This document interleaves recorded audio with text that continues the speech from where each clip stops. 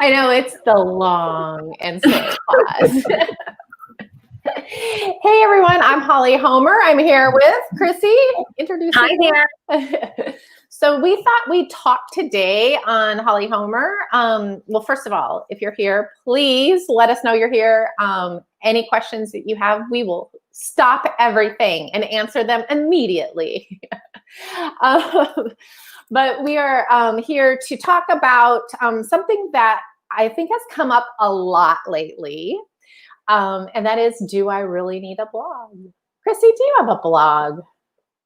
So I am a video documenter. I like to do video, but I don't have a blog necessarily because I guess a video blog would be my thing. Well, I feel like I'll talk straight to you today. So, because I do think one of the things that comes to mind when someone says, "Oh, you need to blog," or I'll say, "I'm a blogger," and they're like, "Oh, that sounds like something from like 2010."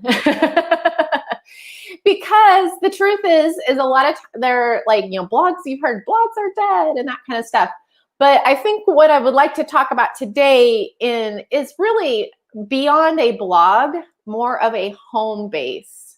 And everybody needs a home base because it's a place that people can find you and know what you're all about and give you a place to kind of put everything into one spot. So that's what I think will open up our mind a little bit as to what actually a blog is. Boom.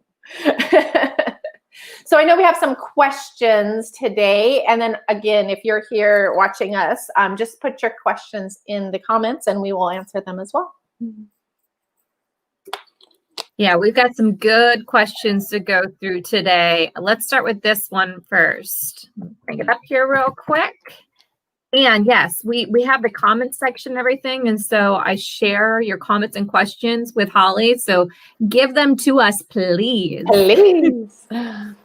Okay, so first question is, I have been working on my Facebook page for a while now and putting effort into that. Why would I need a blog? That is something I hear a lot. You're not alone. And it may not be a Facebook page. It might be like a YouTube channel or an Instagram account or something like that. And you're like, oh my gosh, I only have time for X amount of stuff. And so I've been putting all my effort into the social media channel. Like, why would I want to blog? Like, what's the point? That just seems like a lot of work. And I want you to think more about kind of the blog as the home base. And because when you think about it that way, then you realize your blog, your website, your home base, which all those things can be one entity. It doesn't have to get complicated, can be a place that you own on the internet.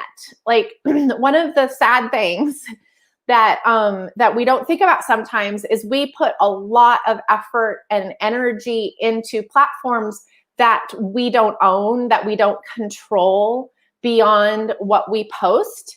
And we really only have, promises that is available to us at the instant we're using it. There's no promises that Facebook will allow your page to go on forever and ever. Amen.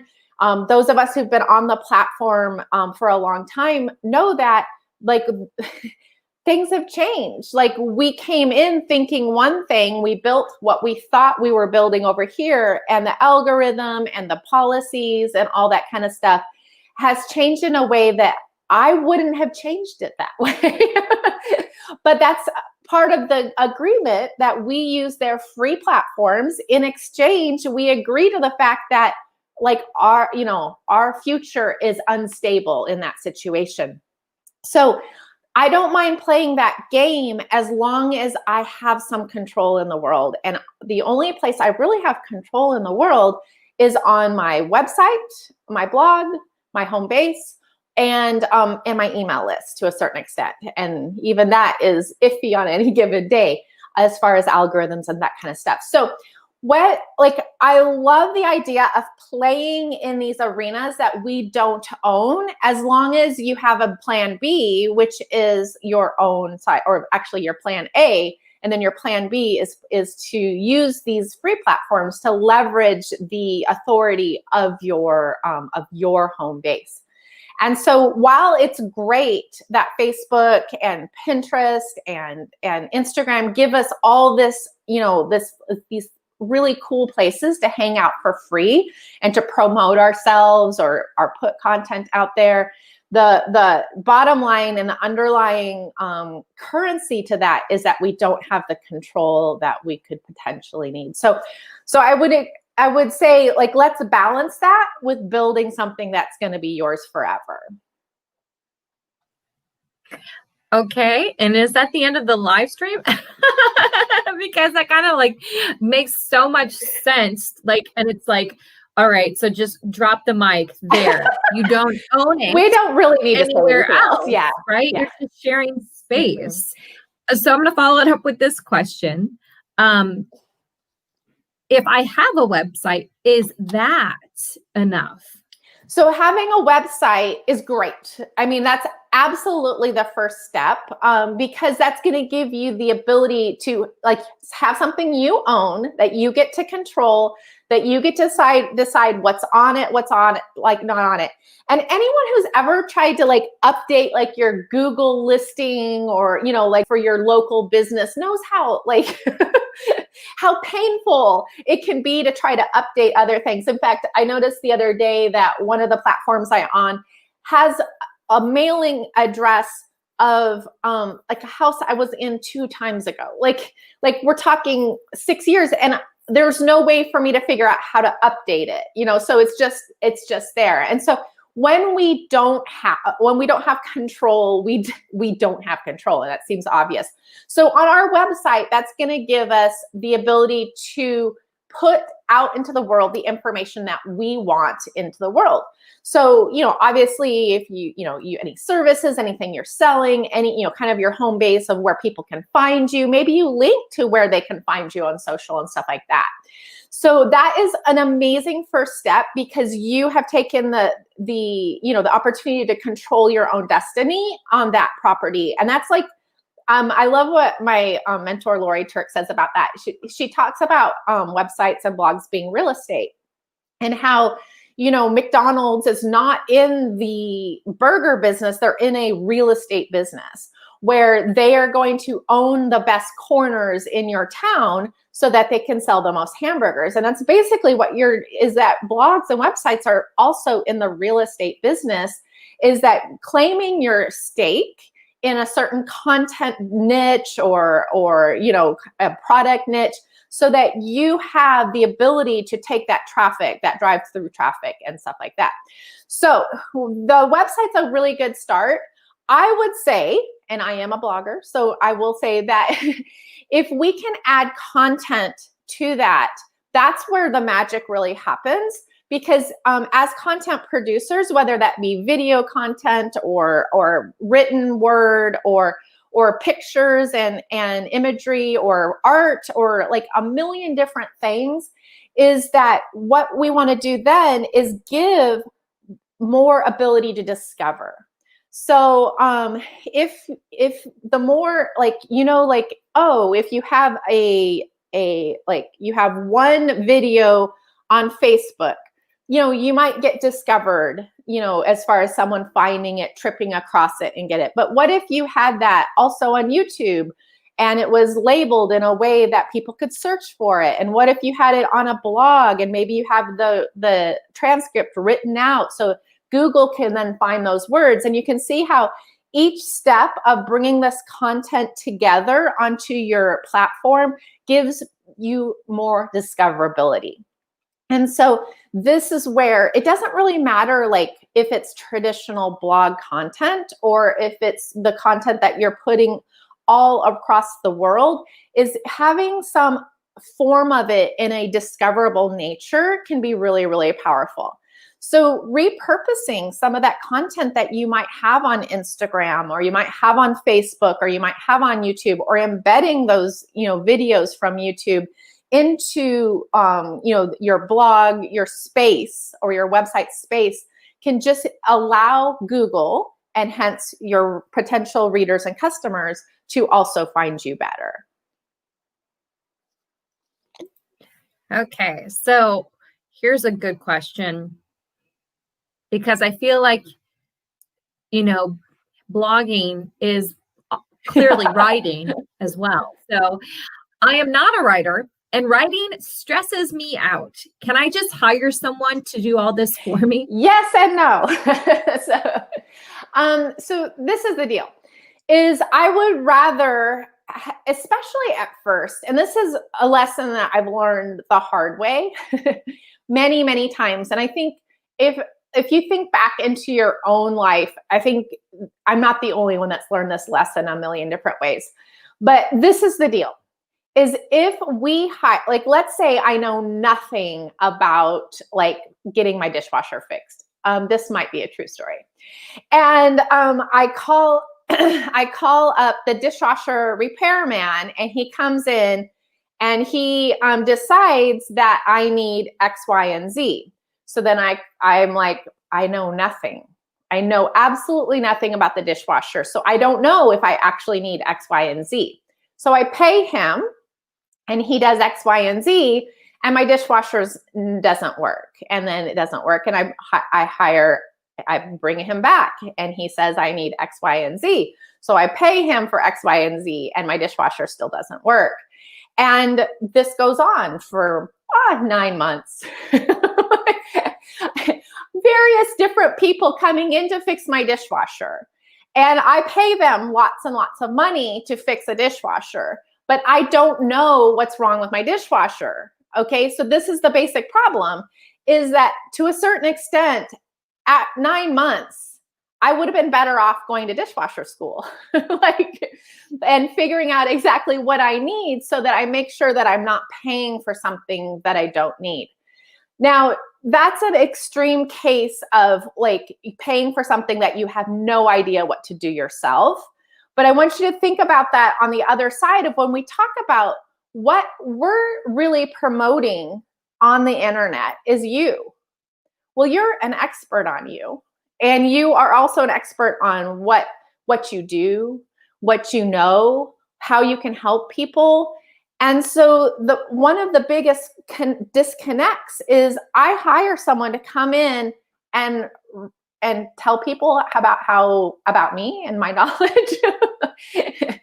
It's like hiring, the dishwasher repairman to come in and write when you know this.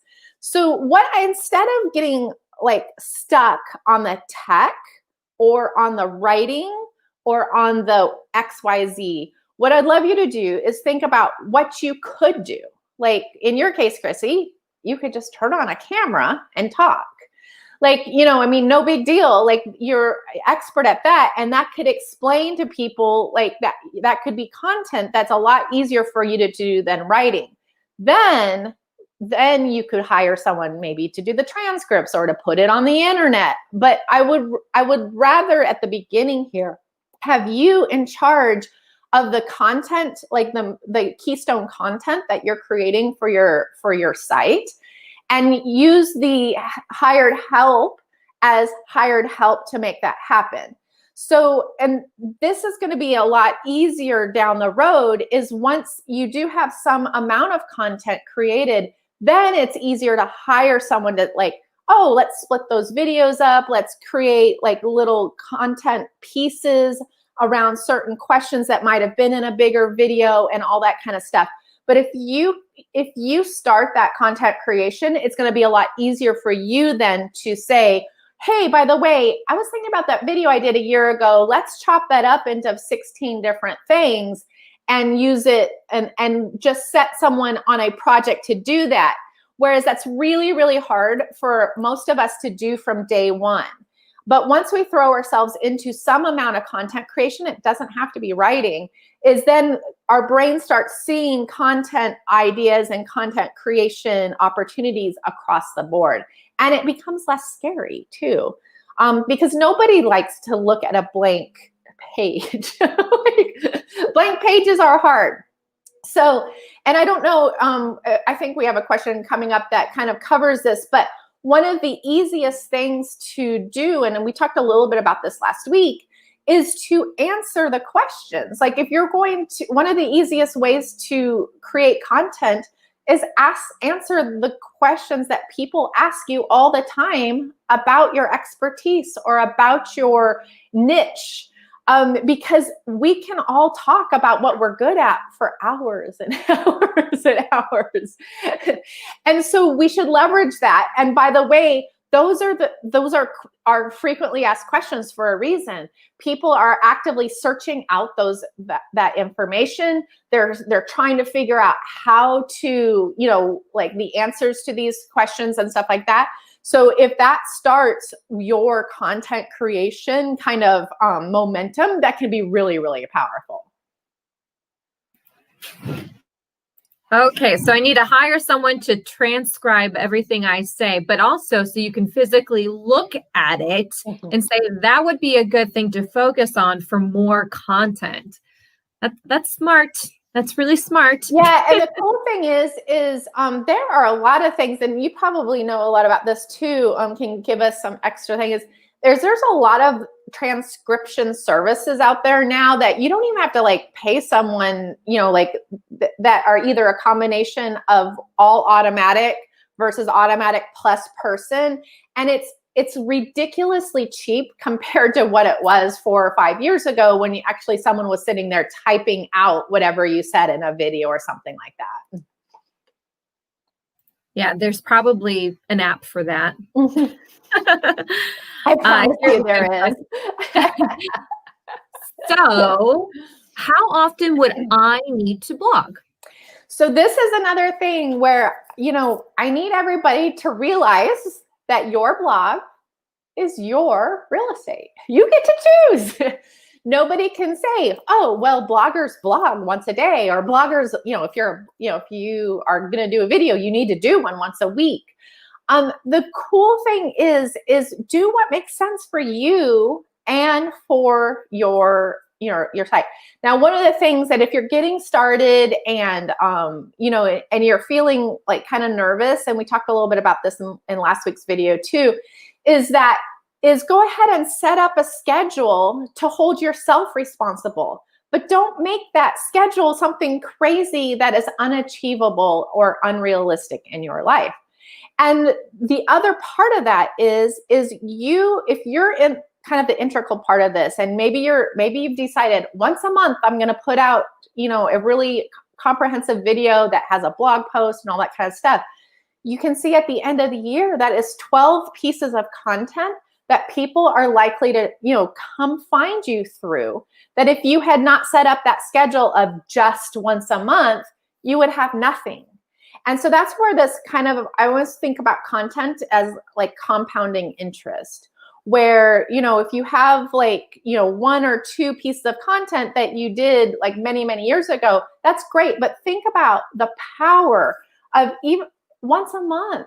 I mean, in my case, like I could have done one once a year and I'd have 15 pieces of amazing content. Because I've been in this game for so long. So don't overlook the importance of just plugging away at this, because this is a long game. Content creation is a long game.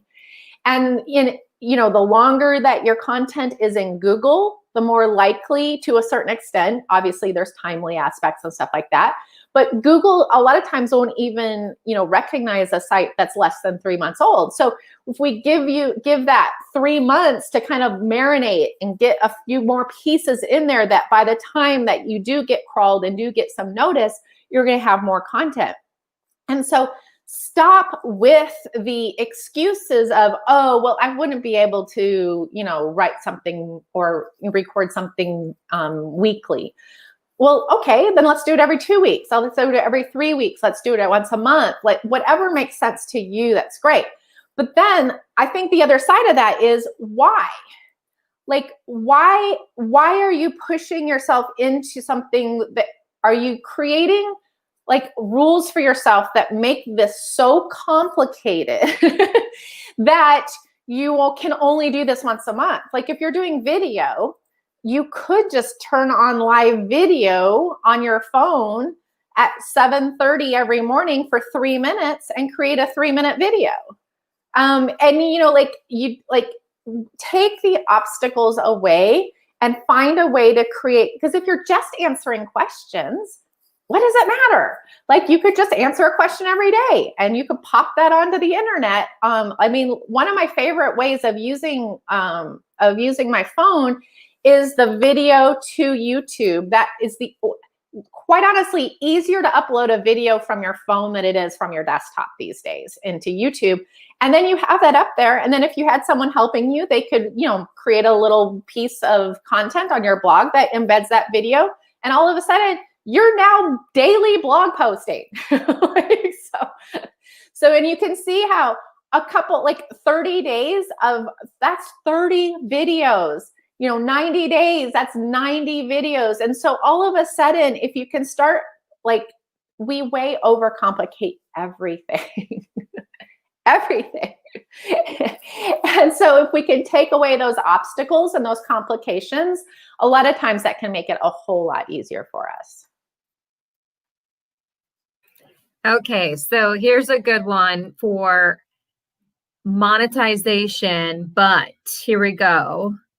Vice versa as well too. So how does a blog decrease my advertising costs? So there's, you're having a home base that people can find you. And of course, this is all going to take a little bit of time to have something that Google, when someone searches, you at first, and think about the early days of this. So let's say Holly Homer. So I put up the hollyhomer.com site. I put a little bit of information about what I do and et cetera. Well, even from day one, it's very likely that if someone types in Holly Homer blogger, they may get to that site because that site is all about Holly Homer being a blogger and blah, blah, blah, blah, blah, blah. So when someone is out there searching you directly, like maybe they saw me speak somewhere, maybe they watched a video on YouTube, or maybe they heard a podcast where I was, on someone else's podcast. So that's extremely valuable. You want to control that. And then those people seeking you out, you don't have to pay for those people because they can find you. And that's one of the things that I would, it's great for them to find you on Twitter or find you on Facebook. But let's get them to a place where they can find everything you want. You can control the narrative. So if you send them to your Twitter feed and you happen to post something that day that they're not 100% into, they could easily be like, well, I'm not really that into her, and never see you again. Or maybe they follow you, but they're following 10,000 other people. Whereas if you can get them onto your website, you can get them maybe onto your email list by offering something free that is perfect for them. Or they might dive into some of the content that they see because it's there. So you control that narrative a little bit more. And so it works really, really good when people are seeking you out because they are like, oh, I heard her here or something like that. So that's one thing. But on the other side, I think there's a huge opportunity for discovery. Over time, they might discover you through the content that you're creating. But then the other part of that is on social media. It's so much easier and cheaper in the long run to promote content versus promotions. So maybe I have a coaching program. And so if I was going to go to Facebook and say, hey, Facebook, I want to sell my coaching program to people who blog. By the way, that's blogfreedom.org. But I want to sell my coaching program. Facebook and I would create ads and Facebook would be like, okay, quite honestly, we're seeing, based on how many bloggers are on the world and on the ads and how fast they're clicking through or not clicking through, it looks like your average customer acquisition cost may be, $67. And so and that may be worth it if my product is more than $67. But what's so cool about content is that instead of saying, hey, Chrissy, I want to sell you a coaching program that you really need right now, is that with my content, I can say, hey, Chrissy, have you ever thought that you need a blog? And then, or you're on Facebook and you're like, I never really thought about, like, I would do video. Why would I need a blog? So you click through and you see, our conversation here, and you read, more about it. Maybe you opt in for my email list and all that kind of stuff. And all of a sudden you're as likely to buy my coaching program as someone who saw my ad on Facebook, but I didn't pay $67 for you to do that.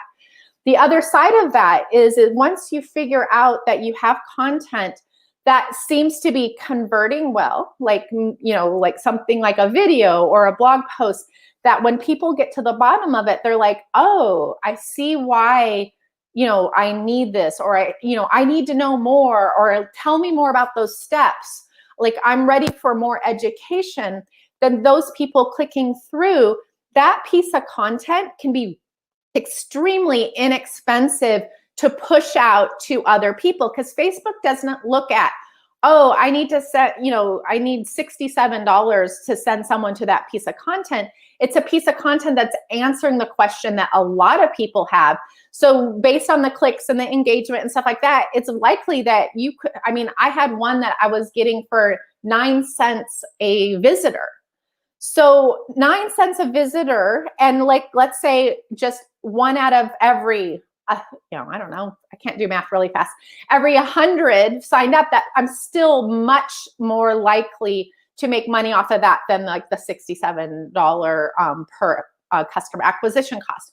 So just 1%, or even, you think about one out of every 500, I'd still win out over this. And so that's when our content can be really, really valuable real estate, because we're answering the questions that people are actively seeking. We're controlling the conversation. So, and I think one of the things that people forget is that one of the ways to establish authority online is to connect people with what they're looking for. Connect people with, be the connection, be the person that is the source of the information. And because once you're like, oh, well, Holly taught me this and I've used it a lot, you're not going to think Holly's a fraud. That's not you think, oh, if she has this and she taught me this already, oh, it only makes sense that it was so, what I did, I implemented this, it worked really well. It just makes total sense that if I was looking for this, I would go buy it from Holly versus some random stranger on the internet that I have no idea if they know what they're talking about. So creating that content can be just a really, really powerful step to creating authority on the internet. I love your shameless plug. Yes, that's up there. And I'm going to bring it up here so you can direct people to where they need to go as well. So yes, so the shameless plug will just continue here for a second. And this is kind of what what we've been talking about from day one on not just blogging and kind of like the writing of thinking about, oh, do I need written content on my website? Does it need to be a traditional blog? What blog freedom is all about is freedom from algorithms, freedom from, to create the content that will bring in your potential customer, bring in your potential client, bring in readers that will make whatever your community stronger. And so blog freedom is all about that. And it's a small group coaching program that I run. It's my favorite place in the entire world, because it is full of people who are doing amazing things online. And yes, most of them are bloggers, but we have podcasters and others as well. And it's because of the power of content and the power of having a home base that can really leverage all these free platforms in a way that doesn't put your business at risk. And I think that's one of the things, many of you know the story that 2 years ago in February, one line in a Facebook policy cut my income by 60% overnight. And I had no recourse. There's no one, like, there's not even a button on Facebook help to say, hey, Facebook, could I contest what you just did? And it's because I didn't own the platform. I'm not in charge of Facebook. I would be really good at it, but they haven't asked me yet. And so we have to be very, very cautious. And I still build on Facebook, even though that happened to me years ago. But it's with eyes wide open that whatever I do today may not be there tomorrow, or may be there in a way that doesn't benefit my business tomorrow. So make sure that you're using some of that effort behind the scenes to creating your own home base, so that whatever happens on Facebook can make you anxious and upset, but not take your whole empire down. And so it's the same thing for Instagram and Pinterest. Is we can't just build on one of these. We have to build across the board, and we have to take care of ourselves and our business, because poof, I know from personal experience, it can just be gone overnight. All righty. Well, another project in the works for myself. Just add to the to-do list. So thank you everyone for the questions, and keep them coming as well. So continue asking the questions. I know Holly will certainly address those as well too. I love questions. All right, guys, have an amazing week. We'll see you next week. Bye. Bye.